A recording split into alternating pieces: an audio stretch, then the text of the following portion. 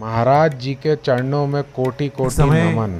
हृदय में जैसे इस समय आश्रय की चर्चा चल रही, ऐसे एक समय चला था सर्वम वासुदेव, प्रभु ही प्रभु है, कुछ नहीं, सुबह से शाम तक, शाम से सुबह तक, रात दिन बस एक ही, हजारों सूत्र केवल इसी बात के,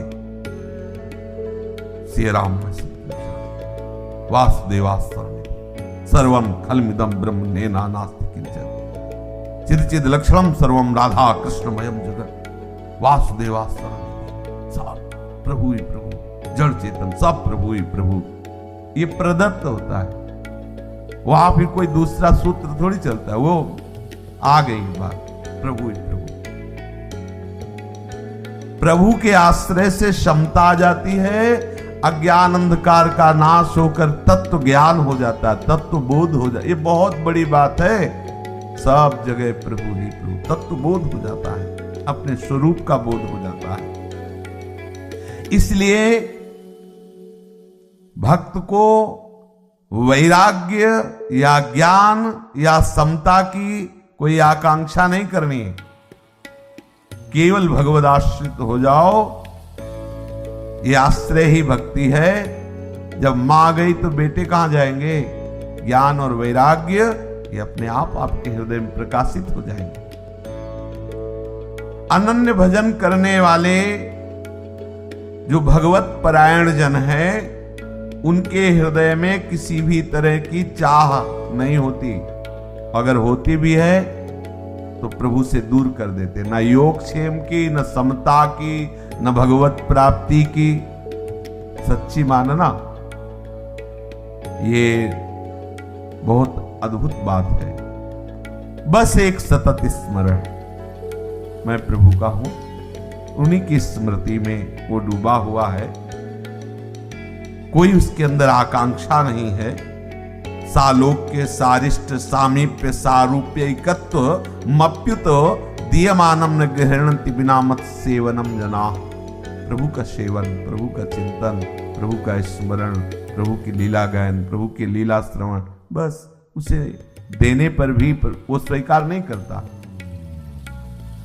ये जो गोपी जनों की महिमा का गान करते हुए स्वयं प्रभु कहते हैं कि न पारये हम निरवध्य संयुजाम स्वसाधु कृत्यम विबुधायुषापि वह या मां भजन दुर्जर गेह श्रृंखला संव्रेष्य तद्वह प्रतियातु साधुना। प्रभु कहते हैं मैं तुम्हारा ऋणी हूं गोपीजनों से, मैं देवताओं के समान लंबी आयु पाकर के भी तुम्हारे ऋण को नहीं चुका सकता। बड़े बड़े ऋषि मुनि, बड़े बड़े योगी महात्मा जिन बेड़ियों को नहीं काट सके उनको तुमने काट दिया। क्या आस है? घर की बेड़ी, वो तो त्यागी वैरागी हैं, वनों में रहते हैं, गुफाओं में रहते हैं, और गोपी जन तो गृहस्थ में रहते हुए दिखाई दे रहे हैं, पति पुत्र परिवार आदि के बीच में। और प्रभु कह रहे जिन वेड़ियों को बड़े बड़े योगी जन मुनि जन नहीं तोड़ पाते, उनको तुमने तोड़ दिया। क्या क्या है इसमें रहस्य? योगी जन अगर कहा जाए कि घर की बेड़ियों को तो त्यागे हुए हैं, गुफाओं में रहते हैं, वृक्षों के नीचे रहते हैं, महात्मा जन, त्यागी जन, बैरागी जन। गोपी जनों से ऐसा प्रभु क्यों कह रहे हैं? तुम अपने प्रेम से मुझे ऋण कर सकते हो, मैं तो अपनी तरफ से ऋणी हूं। बहुत दिव्य जीवन प्राप्त करके भी हम तुम्हारे ऋण से ऋण नहीं हो सकते, क्योंकि जो घर की बेड़ियां बड़े बड़े ऋषि मुनि नहीं, योगी जन नहीं काट पाए, वो तुमने काट दिया। क्या कहीं किंचन मात्र अहम नहीं है, संपूर्ण अहम श्री कृष्ण के चरणों में समर्पित है। योगी को योग का आश्रय है, तपस्वी को तप का आश्रय है, ज्ञानी को ज्ञान का आश्रय है, लेकिन गोपी जनों को श्री कृष्ण का आश्रय है। तद मनस्कास तदालापास तद्विचेष्टास तदात्मिका। ये बहुत खास बात है। भगवत आश्रय, सीधे श्री कृष्ण का आश्रय। इसीलिए प्रभु कहते हैं कि जो बेड़ियां बड़े बड़े योगी जन नहीं तोड़ पाते, तपस्वी जन नहीं तोड़ पाते, तुमने वो तोड़ दिया। केवल भगवत आश्रय। मैं ऋणी हूं। बड़े बड़े ऋषि मुनि भी जो अपनापन नहीं तोड़ पाते, वो अपनापन तुमने केवल मेरे में लगा दिया। ये प्रभु की मांग है। बहुत अच्छा लगता है प्रभु को ये। अनन्य चेता सततम, प्रभु को अच्छा लगता है। प्रभु आदेश कर रहे हैं कि आप ऐसा अभ्यास करो, आप ऐसी चेष्टा करो कि मेरे सिवा तुम्हारा चित्त कहीं जाए ही ना।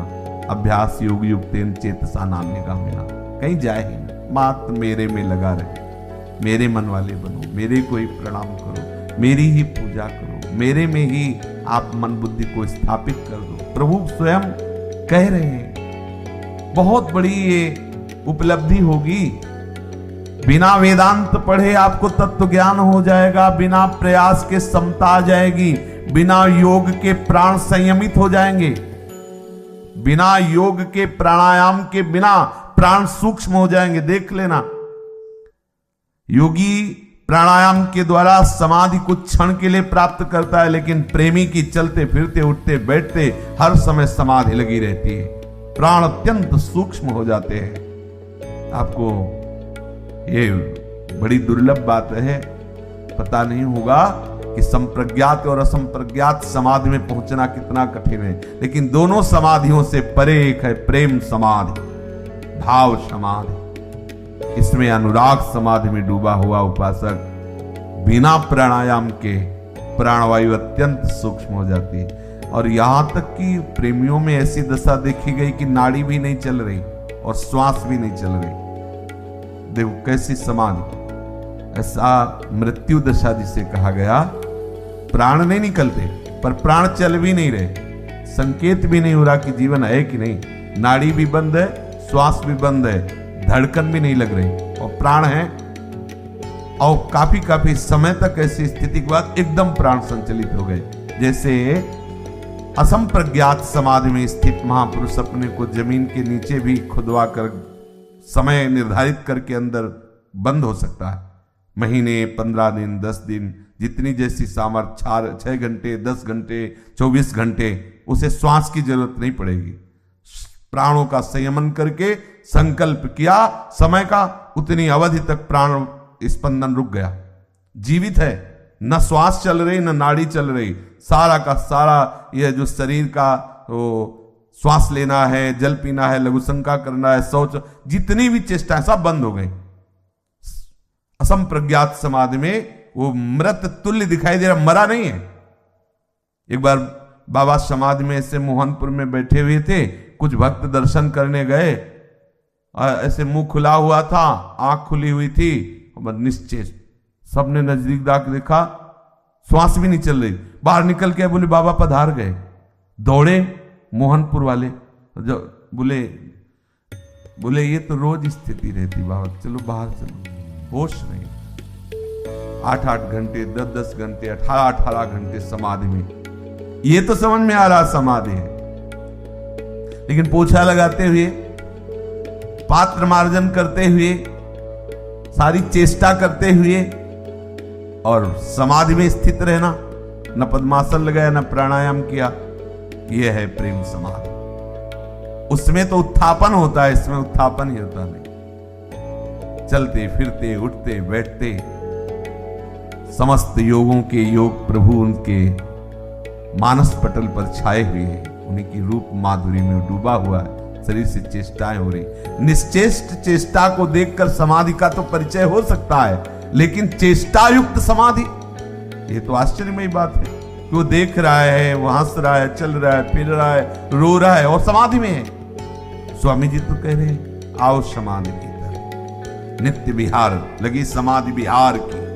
समाधि का भाव आते ही हमें एक आकृति आने लगती कि कोई आसन पे बैठा हुआ है, आंख मुंदी हुई है और निस्पंदन स्थिति को प्राप्त हो रहा है। ये समाधि ऐसी नहीं। निस्पंदन स्थिति, इसमें स्पंदन हो रहा है, पर प्राण संयमित है, समस्त अंदर की चेष्टाएं रहित है और बाहर चेष्टा हो रही, इसीलिए प्रेम समाधि अत्यंत दुर्लभ समाधि है। उपासक को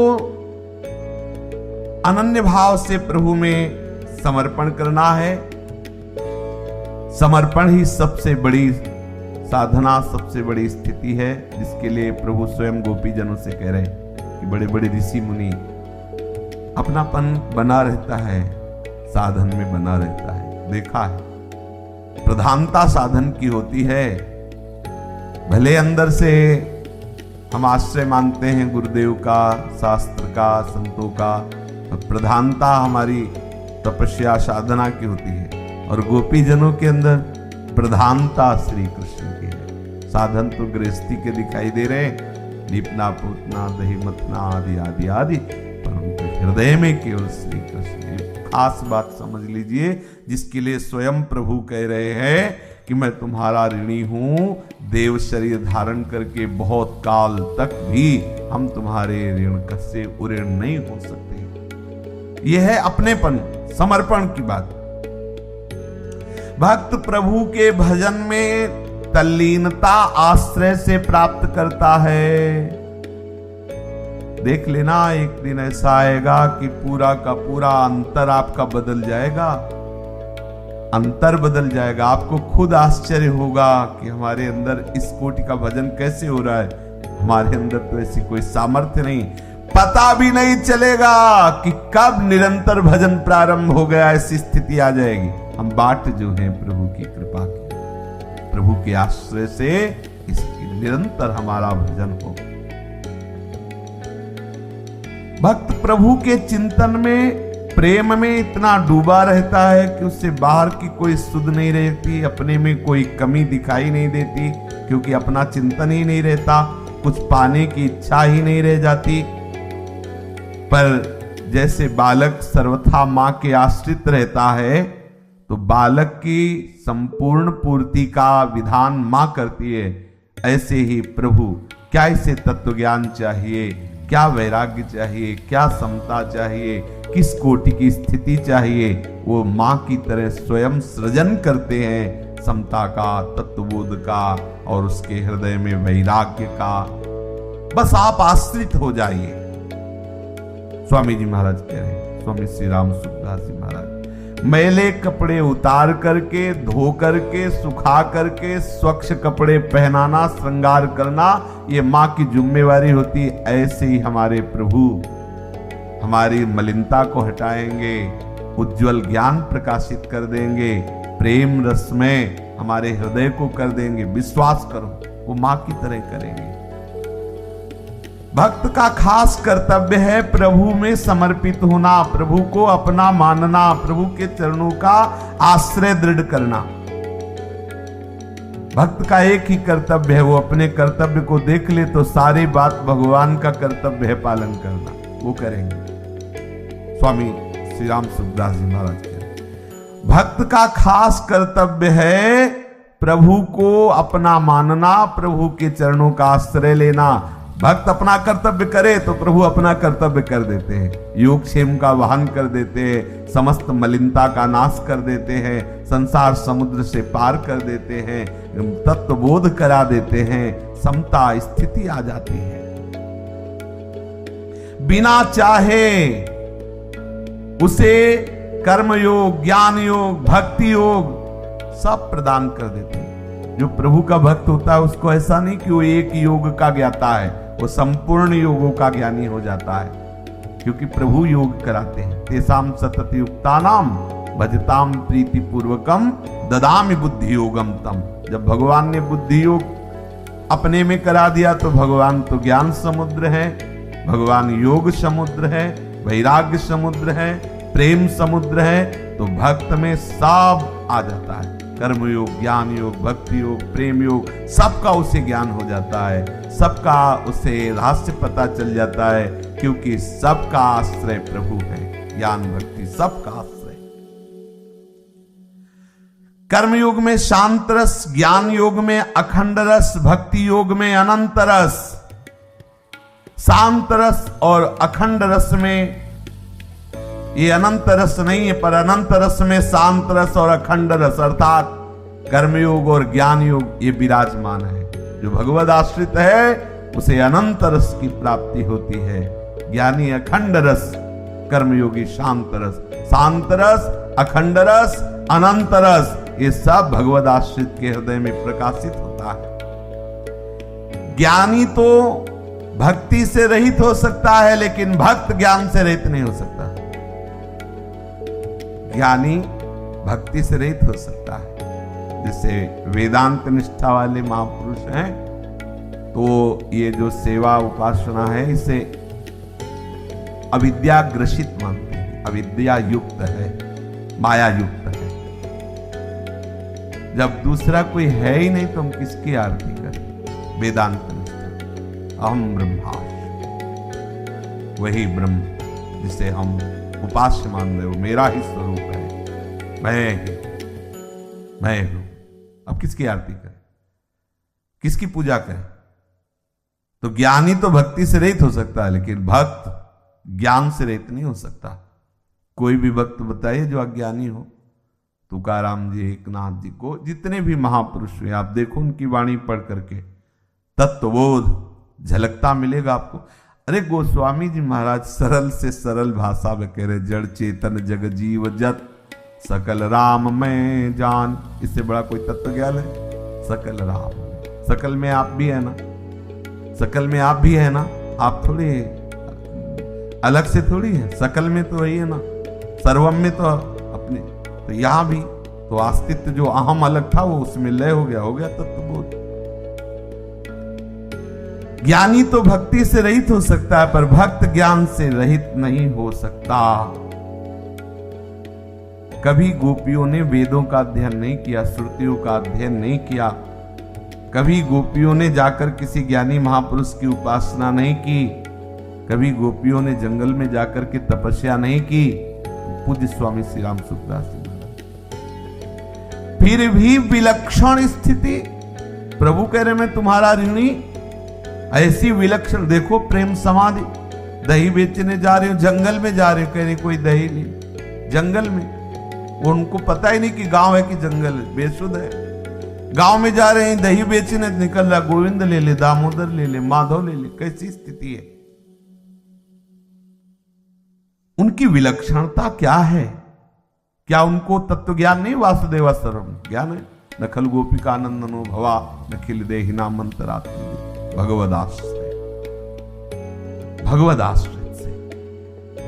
इसलिए हमें संपूर्णतया अपने आप को प्रभु के हवाले कर देना है, और प्रभु अब जैसा चाहेंगे वैसा हमें बना लेंगे। थोड़ा रोना चिल्लाना नहीं, ये होता रहेगा। मान अपमान के देखो, कुम्हार भी एक घड़ा बनाता है अपने अनुसार, तो अंदर हाथ लगा के ऊपर पिटाई करता है कि तो भैया पीटना नहीं, आप भावना के द्वारा बना दो, तो नहीं बनाएगा। एक घड़े का निर्माण जल रखने के लिए पहले मिट्टी को कूटता है, और इतना कूटता है कि इतना भी कहीं भी रवा न रह जाए। और खास बात है, अगर एक भी जरा कंकड़ या जरा भी दाना रहे, वहीं से मटकी में छेद हो जाएगा, वहीं मटकी कमजोर हो जाएगी। एक भी मिट्टी का अंश कड़ा रह गया तो जहां वो लगेगा वहीं छेद हो जाएगा। प्रभु छेद रहित हमें बनाना चाहते हैं। कहीं भी दोष तो पहले कुटाई होगी, इतना भी अहम रह जाएगा तो कुटाई होगी, फिर रौंदाई होगी। जल डाल के मिट्टी को खूब रौंदता है ऐसे। अब तो रौंद करके देखेगा कहीं कंकड़ तो रह तो नहीं गया, जब मिस गया एकदम नहीं, तो फिर वो अपने अनुसार चाक पे चढ़ाएगा, फिर आकार देगा, फिर भी उसे तसल्ली नहीं होती। देखता है फिर वो ठोकाई पिटाई करके मटकी को, और फिर इतने में भी चैन नहीं, धूप में सुखाया, चलो इतने से तसल्ली हो जाए। बोले नहीं, अभी अगर इसमें पानी डाला तो सब बेकार हो जाएगा, फैल जाएगा। अब आग में रखा, कई घंटे और कई दिन भी होते होंगे। हाँ, आवे पे जब पक जाती है तब फिर निकाला, फिर बजा के देखता है, हाँ बढ़िया है, अब ले जाओ, भेंट दो और पानी रखो जाके। अब तो ये हमारे मटकी बनाने का, तो हमारे प्रभु हमारे हृदय में तो प्रेम रस रखना चाहते हैं। भाई पिटाई भी होगी और वो मसल मसल के देखेंगे, अहंकार तो नहीं बचा, इसके बाद सुखाएंगे भी और जलाएंगे भी, फिर उसमें प्रेम रस रखेंगे। तैयार रहना, कुम्हार मजबूत है, उसने मिट्टी खोद ली है, अब मिट्टी बचेगी नहीं, उसको बनना ही पड़ेगा। पक्का कहते हैं, भागना चाहो तो नहीं भाग सकते, कहां भाग के जाए? अपने पास कोई ठौर बची है क्या? कहां भाग, कहां जा सकते हैं? संसार में आस्था नहीं रह गई। भाई एक बात है कि प्रारंभिक हो तो चलो, अब संसार में आस्था नहीं रह गई, कहीं ऐसा तो अब तो पिटना ही पड़ेगा, आवे में जलना ही पड़ेगा, अब तो पक्का ही होना पड़ेगा। बिना पक्का हुए आपको हमारा मालिक छोड़ने वाला नहीं। तो ये उसकी करुणा है कि हमें पक्का कर रहा है। तो तैयार रहो, कभी भी कुछ भी कहीं भी कच्चाई होगी तो होगा, अपमान, निंदा, तिरस्कार, इसके लिए तैयार रहो। कभी दुखी मत होना, इसलिए कह रहा हूं कि स्वयं अनुभव की बात, कभी कभी दुख हो जाता है, मन में आता है प्रभु मैं आपका हूं, कह रहे हम तो कह रहे तू मेरा है, क्यों रो रहा है? मैं हमें अपमान क्यों करवा दिया आपने, निंदा क्यों कर? देखो प्रभु मतलब नहीं सहा जाता, हम ठीक से चल रहे फिर भी हमें गाली मिल रही। बोले भाई यही तुम्हें मिल रही ना, तो तुम हो ना अभी, हम तुम्हें रहने नहीं देना चाहते। तो ये चलता रहेगा। सही पूछो तो आपको हृदय की बात बताते, जैसे बुखार उतर जाए ना तो लगता है आहा, ऐसे एक से एक परत खुलती चली जाती है, लगता हो प्रभु यदि आप कृपा न करते नाथ तो मैं जन्म भर प्रयास करता तो भी नहीं होता। ऐसे परत की परत मैल जमा है, ऐसे जब परत निकलती तो लगा निकल गया अच्छा, लेकिन दूसरी परत है वो पूरा निर्मल कर देंगे। और जब निर्मल कर देंगे तो प्रभु और मन दो नहीं रहते, निर्मल मन साक्षात प्रभु का स्वरूप होता है। इसलिए जब तक कुछ और है तब तक मल है और प्रभु से हटाएंगे। धैर्यपूर्वक चलना, धैर्यपूर्वक, बिल्कुल घबराना नहीं। हमारे प्रभु पर कभी अविश्वास मत करना। उनकी लीलाएं ऐसी हो सकती हैं जो आपको लगे कि हमारी बात प्रभु नहीं सुन रहे, प्रभु हमें प्यार नहीं कर रहे, क्या हम प्रभु के आश्रित नहीं? ऐसा कुछ नहीं है। झूठ से भी कह दोगे तो वो आपको छोड़ेंगे नहीं। तो इसलिए आप तो सच्ची में मोड़ मुड़ा लिए हो, सच्ची में शरणागत हो गए, सच्ची में कंठी बंधवा ली। कंठी बंधवाने का मतलब समझते हो? सुहाग भर लिया। मंगलसूत्र नहीं माता बहन ने पहनती, सुहाग का, और जैसे वो श्रृंगार करती, तो ये सब तिलक जो है, कंठी जो है, ये हम हरि के दासत्व का प्रतीक है। तो भाई अपने दास को कच्चा क्यों छोड़ेंगे हरि? अब दास तो कहलाते हैं हम प्रभु के, लेकिन वास्तविक दास हम हैं माया के। हमें अच्छी अच्छी अनुकूलता चाहिए, मान चाहिए, यश चाहिए। तो प्रभु कहते हैं हमारे दास कहला के माया का दासत्व तो रखोगे तो ठीक नहीं है। अब हम तुम्हें माया के दासत्व से मुक्त करते हैं, क्योंकि प्रभु कह रहे हैं ना, मामेव प्रपद्यन्ते माया मेताम तरंतिते। तो अब बस शांत रहना, हल्ला मच मचाना, क्योंकि ऑपरेशन शुरू हो रहा है, प्रभु का शुरू होगा, होता है।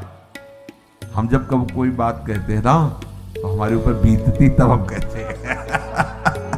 सत्संग में आपको पता चल जाएगा, क्योंकि देखो हमारे पास कोई कोठरी नहीं बची।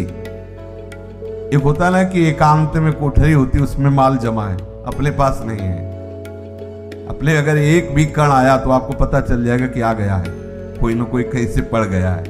इसलिए क्योंकि प्रभु का जब कार्य शुरू होता है तो फिर बहुत विचित्र होता है। वो ऑपरेशन करते हैं तो वो करेंगे, इसलिए तैयार रहना। सब हम भगवदाश्रित हैं। हमारे प्रभु कृपा करके हमें द्वंद्व रहित करेंगे, हमें क्षमता प्रदान करेंगे, हमें अपने श्री चरणों का प्रेम प्रदान करेंगे। कभी अविश्वास मत करना। ऐसी परिस्थिति आ जाए कि आपको अविश्वास, तो भी जान लेना, तो भी विश्वास करना, सुबह होने वाली है। भले अंधकार अभी लग रहा है, लेकिन सुबह होने वाली है। दिव्य तेजों में प्रकाश जागृत होगा। अब आपका मंगल नहीं हो सकता। अब हमारे प्रभु आपको छोड़ नहीं सकते। आप में दुर्गुणाचार रह नहीं सकते। आप कमजोर नहीं रह सकते। विश्वास करके तो हम विश्वास ना करेंगे तो भी तो करेंगे, पर विश्वास कर लोगे तो आनंदित रहोगे।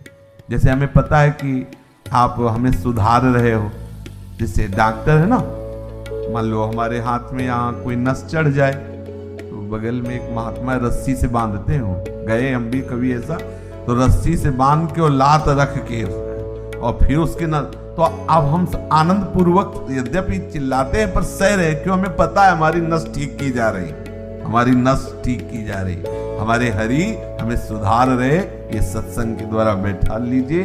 किसी भी घटना में, किसी भी परिस्थिति में, किसी भी व्यवहार में आप विचलित ना होइएगा। अगर विचलित होइएगा तो भी ये विश्वास रखिएगा कि हमारा मंगल हो रहा है। मंगल प्रभात आने वाली, मेरे ऊपर प्रभु की कृपा बरस रही है।